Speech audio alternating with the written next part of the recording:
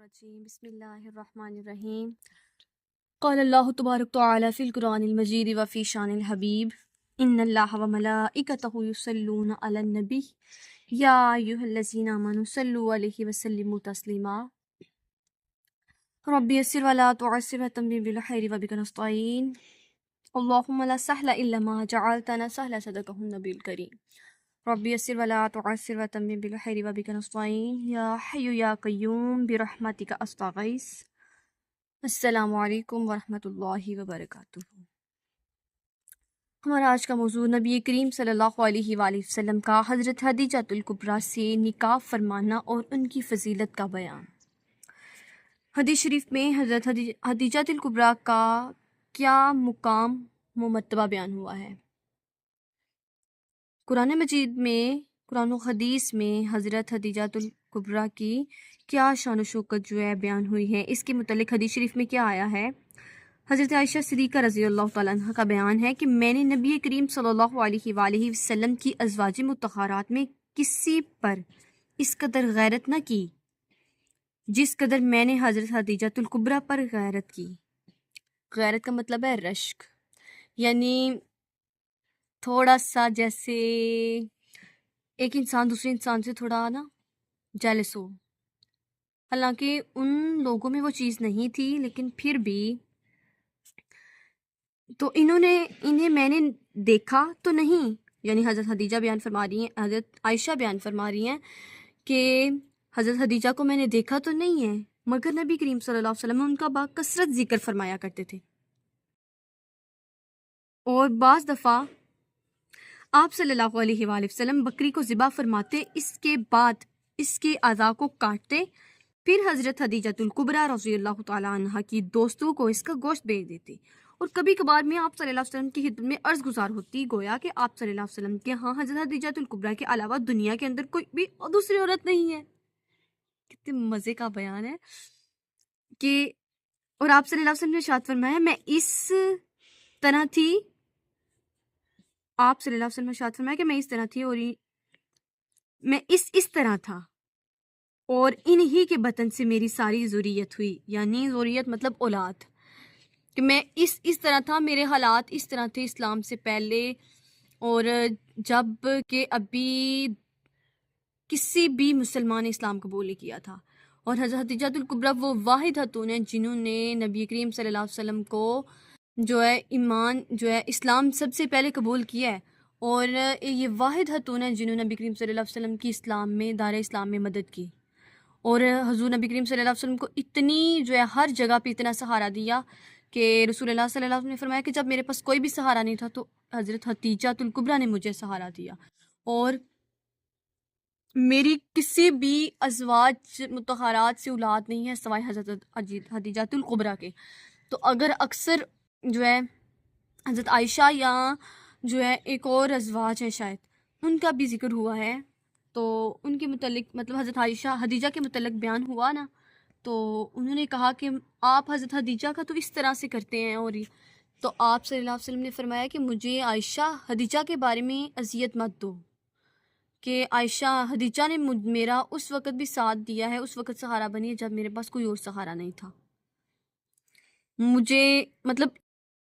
دین اسلام میں ہر جگہ انہوں نے سپورٹ کی، اور اللہ تعالیٰ نے میری تمام اولاد بھی جو ہے ان سے پیدا فرمائی ہے۔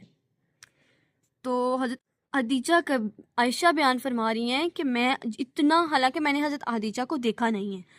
لیکن نبی کریم صلی اللہ علیہ وسلم ان کے جانے کے بعد بھی انہیں اس طرح سے یاد کرتے، اتنا ان کا ذکر کرتے، وہ فرماتی ہیں کہ کبھی کبھار تو میں خود آپ صلی اللہ علیہ وسلم کی خدمت میں عرض گزار ہوتی، گویا کہ آپ صلی اللہ علیہ وسلم کے ہاں حضرت خدیجہ الکبریٰ کے علاوہ کوئی دنیا میں اور عورت نہیں ہے، کہ آپ کو ان کے علاوہ کوئی دوسری عورت نظر ہی نہیں آتی۔ اور بھی تو عورتیں ہیں، آپ ہر وقت مطلب حضرت خدیجہ اگر کچھ بنایا تو حضرت خدیجہ کی سہیلیوں کو بانٹا،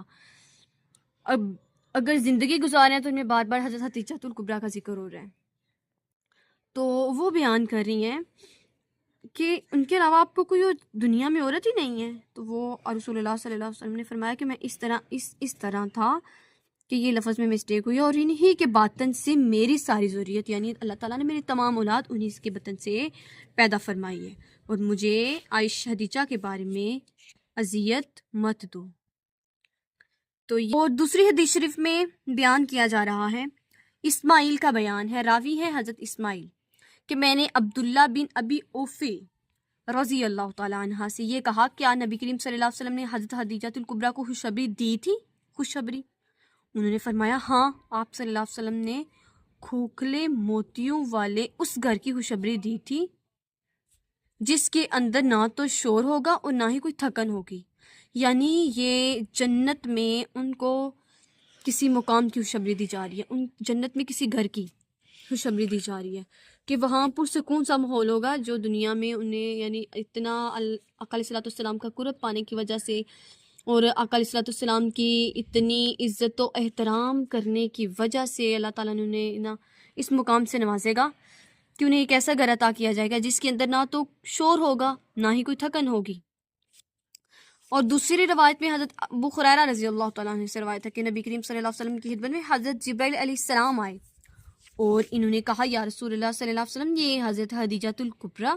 جو آپ صلی اللہ علیہ وسلم کی خدمت میں برتن کے اندر سالن یا طعام یا پانی لیے آ رہی ہیں۔ حضرت جبرائیل علیہ السلام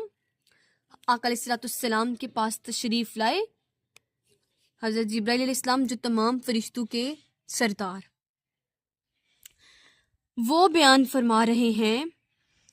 کہ یا رسول اللہ، یہ خدیجہ، حضرت جبرائیل علیہ السلام بیان فرما رہے ہیں، جو آپ کی خدمت میں برتن کے اندر سالن یا طعام یا پانی،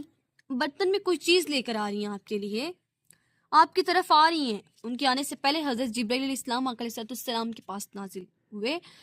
جس وقت یہ آپ صلی اللہ علیہ وسلم کی خدمت میں آ جائیں تو انہیں ان کے رب تعالیٰ کی طرف سے اور میری طرف سے سلام پیش فرما دیجیے گا۔ سبحان اللہ، کہ ہم نے پیچھے حضرت عائشہ کی جو ہے شان پڑھی، ان کی فضیلت پڑھی کہ ان میں بھی ایک جگہ پہ حضرت جو ہے جبرائیل علیہ السلام آ کر جو ہے ان کو سلام پیش فرما رہے ہیں کہ حضرت عائشہ کو میرا سلام دیجیے گا، لیکن یہاں پہ رب تعالیٰ نے حضرت خدیجہ کے لیے اپنا سلام بھیجا اور میری طرف سے سلام پیش کیجیے گا اپنے اور رب تعالیٰ کی طرف سے، اور انہیں جنت میں کھوکھلے موتیوں کے ایسے گھر کی خوشخبری دے دیجیے جس میں نہ تو کوئی شور و غوغا ہوگا نہ ہی تھکاوٹ ہوگی۔ اچھا، کہ انہیں ہم نے جو پہلے حدیث شریف پڑھی ہے کہ انہیں رب تعالیٰ کی طرف سے سلام پیش کیجیے گا اور انہیں جنت میں کھوکھلے موتیوں کے ایسے گھر کی خوشخبری دے دیجیے جس میں نہ تو کوئی شور و غوغا ہوگا نہ ہی تھکاوٹ ہوگی۔ اب یہاں سے حضرت خدیجہ الکبریٰ کی شان کا، ان کی فضیلت کا، ان کے مقام و مرتبے کا اندازہ لگا لیں کہ جنہیں رب تعالیٰ سلام بھیج رہا ہے، جو پوری کائنات کا خالق و مالک ہے، وہ سلام جسے بھیج رہا ہو تو اس انسان کی عظمت، اس انسان کا مقام کیا ہوگا۔ تو وہ انسان جو ہے نا اپنی قسمت پہ رشک کرنے کے قابل ہے کہ جو جسے رب تعالیٰ پیغام بھیج رہا ہے اور رب کے فرشتے پیغام اسلام بھیج رہے ہیں کہ یا رسول اللہ صلی اللہ علیہ وسلم اپنی ازواج مطہرات کو رب تعالیٰ کا اور میری طرف سے سلام پیش کیجیے گا۔ سبحان اللہ۔ اور دوسری جگہ جو ہم نے حدیث شریف پیچھے ابھی پڑھی، حضرت عائشہ صدیقہ سے روایت ہے کہ حضرت خدیجہ الکبریٰ کی بہن خالہ بنت خویلد نے رسول اللہ صلی اللہ علیہ وسلم سے اجازت مانگی، تو اس پر آپ صلی اللہ علیہ وسلم نے حضرت خدیجہ کی اجازت مانگنے کو یاد کر لیا، جس نے آپ صلی اللہ علیہ وسلم میں کپ کپی طاری ہو گئی، آپ صلی اللہ علیہ وسلم پر کپ کپی سی طاری ہو گئی، یعنی ان کی بہن نے اجازت مانگی تو رسول اللہ صلی اللہ علیہ وسلم کو حضرت خدیجہ کی اجازت مانگنے کو یاد آ گیا کہ جب وہ ان سے اجازت مانگا کرتی تھی تو آپ پر ایک کفیت طاری ہو گئی، کپ کپی سی، یعنی جس سے انسان کانپنے لگتا ہے۔ تو ارشاد فرمایا، اے اللہ یہ حالہ ہے۔ حضرت عائشہ صدیقہ نے فرمایا مجھے غیرت آئی تو میں نے عرض کیا، غیرت جو ہم یہاں مطلب دیتے ہیں وہ مطلب غیرت کا نہیں ہے، یعنی مجھے تھوڑا نا وہ ان کا کہنے کا مطلب ہے کہ تھوڑا ایسے فیل ہوا جیسے انسان کسی سے رشک کرتا ہے یا جیلس ہوتا ہے تھوڑا سا، تو میں نے ظاہر سی بات ہے وہ بھی ازواج مطہرات تھی، وہ بھی ازواج تھی، تو میں عرض گزار ہوئی قریش کی بوڑھیوں میں سے ایک سرخ جبڑے والی ایک بڑھیا کا کیا ذکر چھیڑ دیتے ہیں جن کو فوت ہوئے زمانہ بیت گیا، اور اللہ تعالیٰ نے تو آپ صلی اللہ علیہ وسلم کو ان سے بھی بہترین عطا فرمائے۔ حضرت عائشہ صدیقہ رضی اللہ تعالیٰ عنہ کا یہ الفاظ ہے، میں نے کہا مجھے تھوڑا رشک ہوا اور عرض کی بوڑھیوں میں سے تمام عرش قریش کی جو بوڑھیاں تھیں، جو عورتیں تھیں،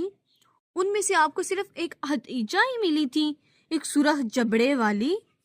ایک بڑھیا کا کیا ذکر آپ کرتے ہیں بار بار، جنہیں فوت ہوئے بھی اتنے زمانہ بیت چکا ہے، لیکن پھر بھی آپ انہیں اس طرح یاد کرتے ہیں جیسے وہ ابھی بھی ہیں۔ تو انسان کو ایسا ہی ہونا چاہیے کہ اپنے اخلاق اس طرح کا رکھنا چاہیے کہ وہ چاہے دنیا سے بھی چلا جائے تو لوگ اس کو اس کے اخلاق سے، اس کے رویے سے، اس کے بیہیویئر سے یاد رکھیں کہ کوئی کس طرح ہمارا جو ہے قدردان تھا، ہماری کس طرح سے کوئی رسپیکٹ کرتا تھا، ہماری کس طرح سے جو ہے عزت کرتا تھا، کس طرح احترام کرتا تھا، اس کے دل میں ہمارا کیا مقام و مرتبہ تھا۔ کسی کو اتنا انسان جو ہے نا عزت دے دے کہ اسے واقعی آپ کے جانے کے بعد وہ کمی محسوس ہو کہ میرے لیے مطلب وہ انسان قابل احترام ہے اور وہ اس قابل ہے کہ اسے یاد کیا جائے۔ تو ہمیں بھی اپنی زندگی میں اپنے تمام عزیز و اقارب اہل خانہ کے ساتھ ایسا رویہ رکھنا چاہیے کہ ہمارے جانے کے بعد بھی کل کو کوئی ہمیں یاد کرے کہ یہ انسان مطلب ہمارے ساتھ اس کا رویہ کیسا تھا، ہمارے ساتھ اس کا بیہیویئر کیسا تھا، اس کی نیچر کیسی تھی، اس کا اخلاق کیسا تھا، اس کا ہمارے ساتھ رہنا سہنا کیسا تھا، وہ ہماری کس طرح عزت کرتا تھا، کس طرح رسپیکٹ کرتا تھا، کس طرح ہمارا احترام کرتا تھا، ہمیں عزت دیتا تھا۔ اتنا کسی کے دل میں اتر جاؤ، کہتے ہیں نا کہ الفاظ ہی ہوتے ہیں جو انسان کو دل میں اتارتے ہیں اور دل سے اتارتے ہیں۔ تو کوشش کریں کسی کے دل میں اتریں، کسی کے دل سے نہ اتریں۔ تو اپنا اخلاق ایسا بنا لیں کہ کسی کے دل میں جگہ بنائیں۔ ایک زبان ہوتی ہے جو انسان کو جو ہے کسی کے دل میں جگہ بھی دیتی ہے اور جگہ بھی جو ہے اتارتی ہے۔ تو بس میری آخر سے دعا ہے کہ اللہ تعالیٰ جو ہے نا ہم سب کو، ہم جو بھی پڑھیں سنیں، ہمیں حق بیانی کی توفیق عطا فرمائے اور اس پہ عمل کرنے کی توفیق عطا فرمائے، ہمیں مزید اس علم سے فیض یاب ہونے کی توفیق عطا فرمائے،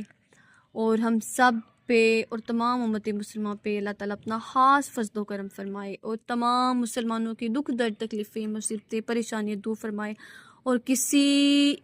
اپنے قریبی کے صدقے، کسی قریبی اپنے پیارے کی آمین کے صدقے اللہ تعالیٰ ہم گناہ گاروں پہ بھی اپنا فضل اور رحمت عطا فرمائے۔ واخر دعوانا ان الحمد للہ رب العالمین۔